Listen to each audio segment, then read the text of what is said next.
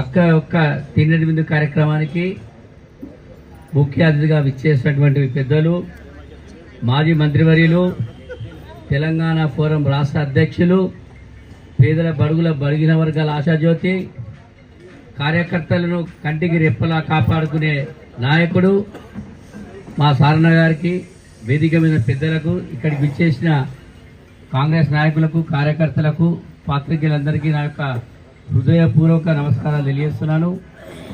నిజం చెప్పాలనగా నేను మైకు పట్టుకున్నట్టు ఏదో ఉంటుంది, కానీ మా అన్న సారణ ఎటువంటి వివాదాలు లేకుండా యొక్క కార్యక్రమం నడపాలనే మంచి ఉద్దేశంతో ఉన్నారు కాబట్టి వారి మాటకు నేను గౌరవిస్తూ ఏం మాట్లాడకుండా నేను ఒకటే చెప్పదలుచుకున్నా, సారణ నమ్ముకుంటే కార్యకర్తలు అనే వారికి కష్టాలు అనేవి రావు. ఒక చిన్న ఉదాహరణ, మొన్న తోట హరీష్ ఉన్నాడు, పోలీస్ స్టేషన్లో ఇబ్బందులు పడ్డాడు. అదే నరేంద్ర అన్నను కూడా అదే కార్యక్రమంలో ఒక దాంట్లో పట్టుకపోయారు. అప్పుడు అన్న ఇన్వాల్వ్ అయ్యాడు. ఏమైనా అయింది అన్న మీద? ఇక వాలిందా నరేంద్ర మీద? అన్న వాలిందా? ఇక అది చిన్న ఉదాహరణలు మనం తెలుసుకోవాల్సిన అవసరం ఉంది. ఎందుకంటే కాంగ్రెస్ పార్టీలో కష్టపడి కొన్నేళ్ళ నుంచి పనిచేసిన వాళ్ళు కూడా ఈరోజు మరి ఎక్కడ ఉంటారు. ఇది ఓన్లీ కాంగ్రెస్ పార్టీ కాలేదు, ఇది తెలుగుదేశం పార్టీ, టీఆర్ఎస్ పార్టీ అయింది ఇప్పుడు రాష్ట్ర వ్యాప్తంగా. నేను చెప్పేది వరంగల్ ముచ్చట కాదు. ప్రతి ఒక్క కార్యకర్త కూడా బాధలు పడుతున్నాడు, బాధల్లో ఉన్నాడు. మరి వాళ్ళందరినీ కూడా క్రమక్రమంగా వారి యొక్క కష్టాలు తెలుసుకొని వారిని చేదోడు వాదోడుగా ఉండాలి, వారికి సాయం చేయాలి. వారికి పదవుల్లో కానీ ఎటువంటి ఇబ్బందులు వచ్చినా నేనున్నా అంటూ మన అందరికీ సారణ పెద్ద దిక్కుగా తూర్పుకి నిలవడం చాలా సంతోషం. ఇక కాంగ్రెస్ పార్టీ కనుమరుగు అవుతుంది తూర్పు అనే పరిస్థితిలో మళ్ళీ అన్న మనకు ధైర్యం ఇవ్వడం చాలా సంతోషం.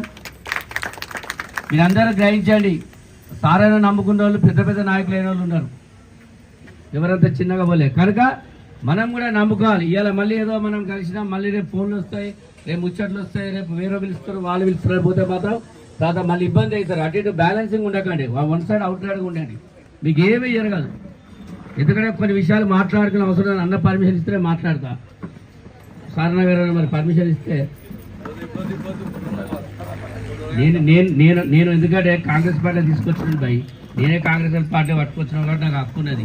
35 సంవత్సరాలు రాజకీయం, 29 సంవత్సరాలు కాంగ్రెస్, 28 సంవత్సరాలు కాంగ్రెస్ పార్టీలో పనిచేస్తున్నాను. నేను 95లో బీసీఎస్ జిల్లా అధ్యక్ష పదవి చేసిన, 95లో ఇవాళ కాదు, 95లో రాజకీయాలు రాలేదు, 89 రాజకీయాల్లో నేను యూత్ కాంగ్రెస్ జిల్లా అధ్యక్షుడు పనిచేసాను. ఎందుకంటే మనకి ఒక మంచి నాయకుడు దొరికిండు.